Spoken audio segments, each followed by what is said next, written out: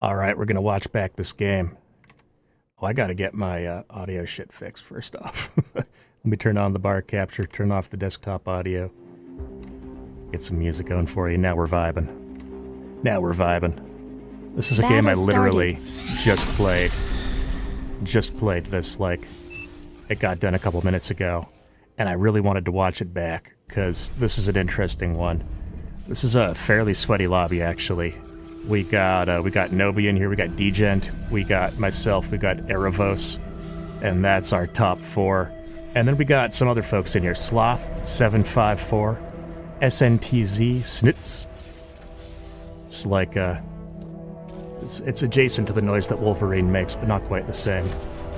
We got Aggressive Napkin, we got Skull Pancakes, rounding out our teams. So you'll notice there's sort of a high end and a lower end on each team, but still fairly symmetrical, fairly balanced. And interestingly enough, you have the higher players, the higher rated players, well, I guess I shouldn't make assumptions, on both teams, starting out on the perimeter, and then the lower rated players in the center, where they're more protectable and hopefully can lean on each other as well, for both teams. And so it's a symmetrical start. We all sort of apparently independently arrived at the conclusion that this was best. And I really want to watch how this happened. Spoiler alert, Nobi did really well this game. I think actually got the cow. So, and that's playing as Legion.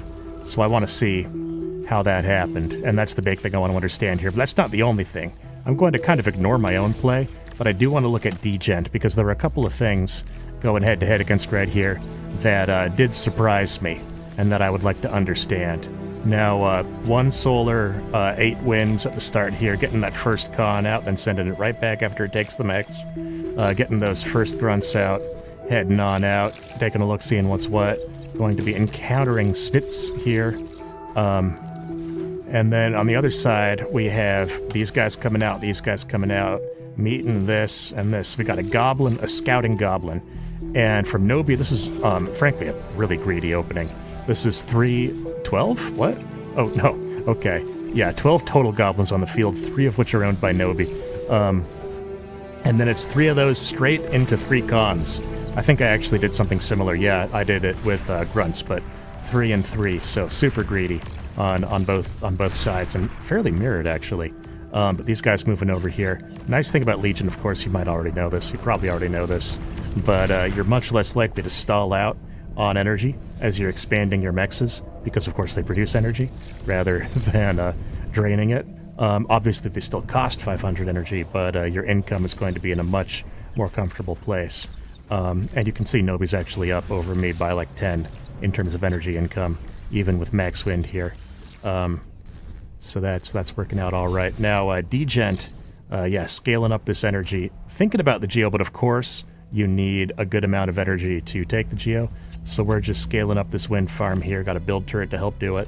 And I think this is just, yeah, set to build whatever, and it's choosing to build winds rather than being ordered onto winds. Now, Red could actually leak through this path, and I don't think that happened in game, so I'm wondering why not. But yeah, this is something, what's happening to Snitz here, that this is why you need radar. You know, this is something that's all too common, is getting flanked and not even knowing it when you don't have radar up. Now, of course, yeah, actually incredible the degree to which I'm mirror imaged with Nobi here. Main difference is I'm building LLTs as I go, because I'm very paranoid about leaks. No offense to Snitz, but I don't want to make assumptions there is the main thing about how leak-proof that guy's going to be. Now, Degent moving up here, and Nobi doing a good job defending so far. Goblins have such little DPS. Look how, I mean, the health bar's barely even going down. If that was grunts, that would have been a viable snipe attempt, but it wasn't grunts. And now, of course, we have pawns here. Nobi's not going to let this fly. Come on, man. You gotta know that one's not going to work. Does get the comm between them down to 35%. So that allows you to be more aggressive, which is something for you. And then Degent, of course, walks in here and gets a good position on me and takes those guys out. I wasn't looking when that happened. But yeah, Degent taking this.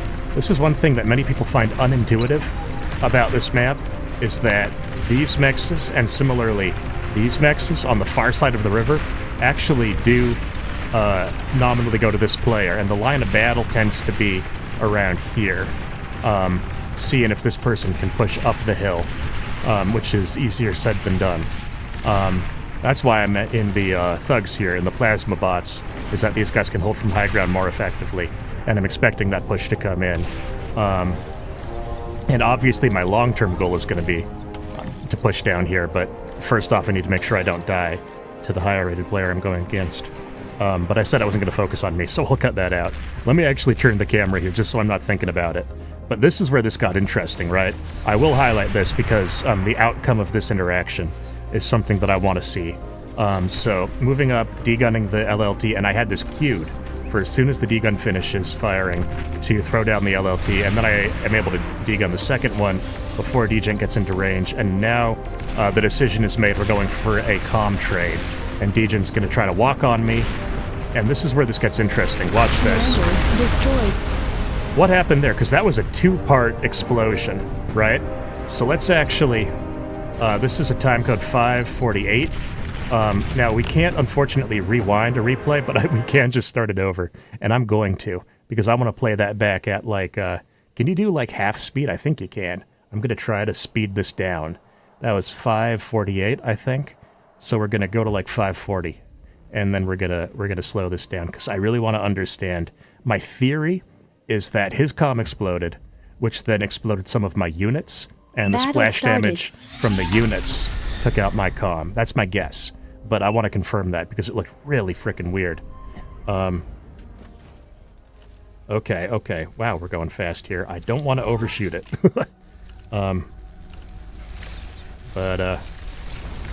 We're at 10x speed right now. Go up to 15 for a little bit here. 316, 330, 345, 4. We're going to slow this down a little bit, and here we go. Yeah, so this is where I was talking about. Get that first D-gun, get that LLT up, get that second D-gun. The trade is offered, and I could have backed up sooner here if I didn't want to take the trade, but I really thought I was going to survive it. I was dead certain. Okay, and oh, it's a self-D on the comm. That's good to know. Commander has died. And then, yeah, like... I mean, frankly, I don't understand that, because it looked like everything around it was at low health but not zero. So I don't know. That one's going to have to remain a mystery. Do you know what happened there? Leave a comment. Maybe there was like a projectile in midair that finished the job. It didn't look like it though. Friendly fire there. Anyway, back to the game. Yeah, you can see me commenting on it. And after the game, Degen agreed. Did not deign to chat mid-game, but did agree afterwards in lobby chat. Anyway, over here, Erebos with the beamers and the sentries, and you see a Desurian armored assault tank coming out from Nobi here. And this Desurian push is going to be sort of the highlight of the game. First one, Erebos wants to degun it, realizes that the energy reserves are low. It's I guess because this is building. So you could have just halted that, but that's maybe a high APM thing to do. But frankly, with this push coming in, I would do that, because all of this, that's like, what, 1,000 metal invested? 1,200 between everything. Oh yeah, I was calling out. That was really good, moving in with these 4 Phobos. Gotta learn these names. From behind to take out this Mex. A little bit of heads-up play from Snitz here, noticing. Oh yeah, also, check out the Pounder just absolutely pounding away on those bots there. And yeah, getting about half the... I think this reclaimed field was 2.8 to start, and it was 1.4 when I finished this off, so we actually split this metal 50-50. And now what I'm curious about here is, what does Degen spend this metal on? Well, we're getting a build turret down. We're not producing out of the bot lab, we're just banking up metal. Getting a lot of converters. That's a surprising number of converters, actually, considering that we're sitting at plus 600 energy. You would want 1, 2, 3, 4, 5, 6, 7, 8, 9, certainly less than 12 energy converters here. And now, yeah, production is paused here. Oh wow, getting even more. Production is paused here, it's now resuming. I'm making a little bit of a push. Meanwhile, over here, Erebos has stabilized. The Geo is now up, so that e-stalling is no longer an issue. Nobi is doing a goofy little thing here with a heavy transport to take a cacophony to the front line. Now, this thing... oh yeah, I also... the chat, if you're wondering, is about these 3 Wolverines that I shared to help clear out this position. You can just fight command them forward. They will do good work very quickly. But this cacophony push, clearing out everything with the longer range on this unit, this is this turret. This is something that I would not know what to do if I was faced with this. And it's understandable that Erebos apparently does not either. But again, 1K metal and it just gets dismantled by this slightly longer range turret. So that's good to know that you can do that. That you can, lift these things up and drop them and make that happen. And I think you could actually do that with a lot of turrets, but I don't know the mechanics of that in detail, so I'm not going to comment on it. But I've seen similar things done. Do note that this is a heavy transport. Anyway, we have a push coming in over here, which is unfortunately not gonna work. A lot of reclaim on the ground here, and you would love to see it actually reclaimed. These ballista, I actually do think these are a good tool for the job, but you need way more of them, and you need to be more careful with how you micro them, because they want to attack from max range. They do outrange everything on the field here. Actually, the aggravators, 475 to 460, have a slight edge on them in range. Are we just going to degun this? I would. That's so funny. That's so funny. I was busy focusing over here, and I didn't catch how this... Oh, we get fighters out. We get fighters out to not take out the transport. Strange. Okay. And bombers going in now. I do like the choice of getting some bombers here.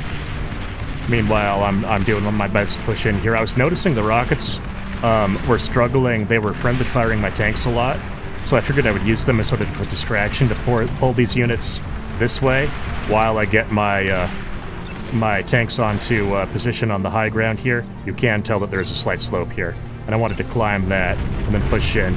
But this actually ended up sort of costing me some time, and we got some fiends out here. Now, I actually missed the exact T2 timing, which is one of the things I wanted to watch in this replay, so that's on me. I'm not going to restart it again, but maybe I am. No, I'm not. Bombers absolutely annihilating Aggressive Napkin here. Aggressive Napkin, dare I say, getting wiped up. And now they're going to move on to other targets. Taking a pass on Degent here. Now, it would have been nice to hit all this, but I get not going for that. I get defaulting to the Geo. In practice, I don't think that was the move. It's got a high HP pool, and there's a lot of stuff in place to repair it. So, a Degent had no trouble keeping this up. I think you could have popped these, and on the further passes, I would have loved to see those targets prioritized. Or you just move in with a lot more bombers, right? But anyway, in the meantime, Erebos, having invested so much into air, is actually losing the ground fight here. And these Desurians has died. Doing a remarkable job. I've always wondered, like, what is your staple unit for Legion as a T1 vehicles player? And I think Desurian actually makes a compelling case for being the one, right? I think that's, I mean, Nobi's making it look pretty good here. And yeah, moving in, degunning everything, just brutal, just brutal. This was an unranked game, by the way, in case you're wondering. So I think there was definitely some folks playing harder than others. This was also my second game on, personally, and I think for some of the other folks in the lobby that was also true. But yeah, nevertheless, good play. And at this point, it's pretty over. God, this is painful to look at. Don't do this. First off, don't build these guys in blocks. Secondly, don't put the thing that explodes right next to the things that chain react. Don't do that. Anyway, 1.17k metal on the ground here. Gotta eat it. Not a bad idea with this, but it's like fucking like 5 minutes too late. Erebos having a pity party. Deservedly so. This is a rough way to lose. The slow push from one turret. I mean, just a nightmare situation. That's a really scary one. That's frankly a move that I should steal. I should be doing that more. Sloth eating up some of the metal as much as possible, which is the correct move. over here, the self-D micro on these has been quite good Commander on the has Fiends. And we have, yeah, this comm moving into Eat ends up adding to the wreckage pile. It goes that way sometimes. Now, I forget who voted no here, but clearly they are outvoted, and the game does end. The Desurian push from Nobi, just unstoppable. Really, really strong play here, off of stunningly low eco. Look at this. Commander I mean, has actually, died. the energy income is quite good, but that's just because these are all Battle ended. these are all the T0 mexes that produce energy. So yeah, I mean, just goes to show what you can do with Legion. And once you know what you're doing, which I certainly don't, but you know, watching games like this is how you learn that. So that's a fun one, and that's all I wanted to look at here. I could show you another replay where I won, and you know what? This was a really fast game, so we're gonna pop in and watch this one too. This was the immediately previous game in the same lobby, but this one's a 3v3 with 2 strong players and 1 medium player on each side. Although actually that's up for debate. We were debating in lobby, and you'll see a bit of in-game chat about where the boundary of medium versus strong actually lies. Battle started. Most of us holding that that we're not all that good, really. Which is true. The ceiling's insanely high. But yeah, anyway, this is me, Dgent, and Lily4 versus Otsamu Masto. Yeah, man, I don't know. Erebos and Skull Pancakes. Yeah, this is frankly one of my favorite maps in the game. The name of which I always forget, but it's on here somewhere. There it is, Eye of Horus. Yeah, this is a really, really good map. And yeah, Erebos being a little bit of a doomer on account of the OS gap. You got one person at 20, everyone else over 30. 20's not bad by any stretch, and you'll see Skull Pancakes actually plays quite well. But understandable to be concerned. I'm doing my best to console the other team and be a good sport about it. This was also unranked, so there's a little bit of joking going on here. We like our jokes. Yeah, what's going on here? Super trivial standard opening, frankly. Erebos with that classic build queue. You love to see it. Mex wins. Yeah, that's how. If it were me, I would have my second con going over here and then building wind over here. First one doing this, going straight into wind rather than doing all this walking. But that's just me. Maybe that's worse. I don't know. You also got to think about when are you taking this and are you making it harder to walk over there. But tiny details. Anyway, Dgent, fairly defensive posture. Lily4, similar. Going vehicles, notably, actually, which I do like. And then, yeah, myself, similarly. Trying to get some ticks in, trying to have some fun. I don't usually play Armada, but the average wind speed on this map is 18.6, which is quite high. And so I figured, let me get some of that wind action. And you can see me building very few winds because I'm an idiot. But nevertheless, yeah, and so yeah, keeping Erebos here. This keeps the ticks at home, and it gives a little bit of cover for Dgent to take mid, right? Because I'm not supposed to be going against Erebos, but because Otsamu Matsu is over there building goblins and not really moving them up much, I could do that with my my ticks. Now, obviously, my pawns are going to engage the goblins. Goblins outrange pawns by a notable amount. I think they might outrange grunts too. Yeah, 215 versus these guys are at 260. So there is some kiting micro that you can do if you're a high APM player and a heads-up player. And you can see Otsamu Matsu does know that. Osamu Matsu. Sorry, let me get that right. But yeah, now I've managed to finally leak in here. The trick being to take a break from harassing blue, let blue be like, okay, it's over, and then you go back in. Right, you're basically waiting for when you think they're most likely to be looking away. It's sort of a mind game that you can play. And yeah, getting one tick in here just to make sure they're not being greedy with the whatchamacallit, Geo. Because one thing you can see, and you might see with higher level players, especially when they think they're at a disadvantage, is that you'll have one person build this and have the other two people send them energy to build it with, because the main cost of the Geo is energy, and 3 players temporarily pooling energy can get it up, at which point it overflows energy back to the team fairly quickly. So that is a strong play that you can make, and I thought there was an outside chance we would see that here, because we had Blue in the middle, who was the strongest player on the team. And in fact, this is between the 2 strongest players, so you might expect it.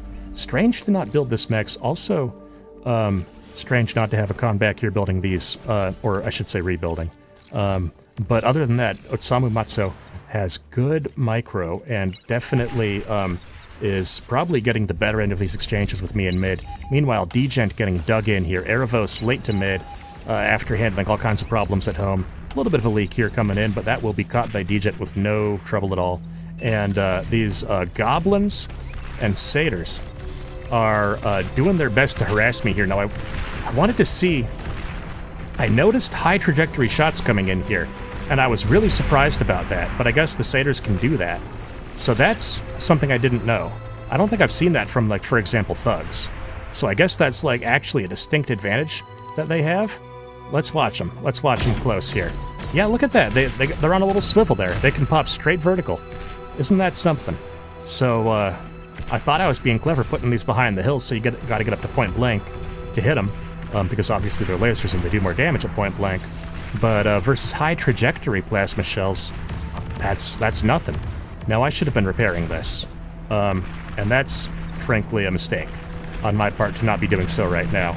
This is very low. Anyway, I was pushing in a little bit, because I know that I can do more damage than these guys can. I wasn't trying to get all the way in, I just wanted to prevent my opponent from getting too built up. And this is the game-ending play right here. It's basically Dgent just being a macro god, and this was enabled by the fact that Erebos was spending a long time chilling at home rather than taking mechs in mid. So Dgent just is able to claim the metal, build up, and just outmass them. And the fact that it's really easy to leak through here and really hard to dig in does not help. Now, seeing this, of course, I'm trying to move in as well because it's like, I mean, it's like in chess. When you're ahead, trading units is almost always a good idea. Trading pieces, you would say. Now, here's an interesting thing. I was not able to attack this. You can see I was trying to. And literally when I was right-clicking on it, it was doing nothing. So that's 2 strange behaviors for you in 2 games. And I'm hoping that looking back at the tape will make it easier to see what was happening. Anyway, Erebos up in mid here, making a valiant effort to stay in the game, but needing to build these at the front, where I imagine Dgent might even, like, degun them, frankly. We'll see. Might not even need to. Might maybe just saying, fuck it, I'll just, I don't want to spend the energy. Oh, there it is.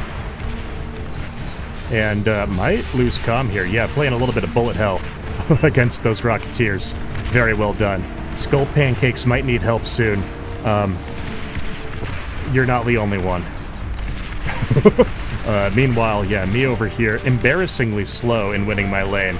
I mean, I've got these guys, and I'm denying this, so I do feel that I'm doing well, but I'm not the carry player here. Dgent very clearly is. And is doing a good job versus Erebos here. And this, I guess, is what I want to say about the APM, or excuse me, not APM, OS Doomerism. Has died. And that wasn't good timing for the point I wanted to make. I was about to say, this guy's doing really good. And it's actually Erebos that leaked and died. So, you never know. You never know who's gonna show up and who's gonna overperform, who's gonna underperform relative to their OS. People can always surprise you. And it's reasonable to make projections and predictions, but it's unreasonable to treat those as objective facts. They're not facts, they're extrapolations. Now, if I was trying here, I'd have rockets out, and I'd be breaking this down with rockets, but I'm lazy, and I've got plasma bots, so we're just going to burst these down. And this, again, is just to prevent my opponent from getting too dug in. This is something that I like to do very often when I'm playing front, is to just sort of... I mean, you're not necessarily taking the most efficient trades, but I'm like, if you have 10 things you want to build, I'm going to kill 3 of them, just to throw you off, just to fuck with you. You know, I'm gonna make it so that if your dependency tree is missing its roots, then you're not gonna be able to play the game properly, right? Like, it's just something that is usually a good idea to do. Anyway, GG gets called on account of the strong brute push out of Lily 4 that cleared out now 2 out of 3 players. Osamu Matsu is surprised Commander at the self-destructed. speed with which we've Commander concluded here. has died. Understandable versus me. I'm only a fish man. What do you Battle want from ended. me? And there we go. Yeah, the hot dog team here, leading all the eco stats. Yeah, you can see I forgot to build my wind. I mean, it's goofy going Armada and not making all those wins. I don't know, man. I actually, come to think of it, I'm surprised they didn't make their Geo for that matter. But anyway, yeah, there's another game for you. That one I think there's maybe less to learn from. That was a pretty quick game, but I had fun rewatching it. I had fun playing it, so I hope you had fun as well. And we'll call it there. Have a good one.